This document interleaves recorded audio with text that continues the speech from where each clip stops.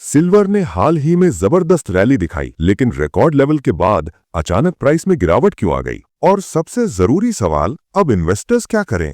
सबसे पहले समझते हैं सिल्वर गिरा क्यों। सिल्वर ने ग्लोबल मार्केट में तेजी से ऊपर मूव किया, जिसके बाद एमसीएक्स पर भी प्राइस काफी स्ट्रॉन्ग दिखा। इतनी तेज रैली के बाद बड़े ट्रेडर्स और इंस्टीट्यूशंस ने प्रॉफिट बुकिंग की, यानी मुनाफा लेकर सेलिंग शुरू कर दी। इसी वजह से सिल्वर में शॉर्ट टर्म प्रेशर देखने को मिला। दूसरी बड़ी वजह स्टॉक मार्केट की मजबूती। जब ग्लोबल और इंडियन स्टॉक मार्केट्स तेजी में रहते हैं तो इन्वेस्टर्स का फोकस सेफ एसेट्स जैसे गोल्ड और सिल्वर से हटकर इक्विटीज की तरफ चला जाता है। इसे कहते हैं रिस्क ऑन सेंटिमेंट, और इसका सीधा असर सिल्वर की डिमांड पर पड़ता है। तीसरी वजह ग्लोबल पॉलिटिकल न्यूज, खासकर यूएस टैरिफ से जुड़ी खबरें। टैरिफ टेंशंस कुछ हद तक कम होने से मार्केट का डर कम हुआ और सेफ एसेट्स में शॉर्ट टर्म सेलिंग देखी गई। इसीलिए गोल्ड ने भी थोड़ा करेक्शन दिखाया और सिल्वर पर असर पड़ा। एक्सपर्ट्स के मुताबिक शॉर्ट टर्म में सिल्वर में वॉलेटिलिटी बनी रह सकती है, क्योंकि markets global cues, fed policy और डॉलर मूवमेंट को क्लोजली ट्रैक कर रहे हैं। लेकिन लॉन्ग टर्म में सिल्वर अब भी 3 बड़े फैक्टर से जुड़ा हुआ है: इन्फ्लेशन, इंटरेस्ट रेट्स और इंडस्ट्रियल डिमांड। यही वजह है कि लॉन्ग टर्म ट्रेंड पूरी तरह वीक नहीं हुआ है। अब इंडियन इन्वेस्टर्स क्या करें? पैनिक में कोई डिसीजन ना लें। सिल्वर में एंट्री से पहले प्राइस एक्शन और वॉलेटिलिटी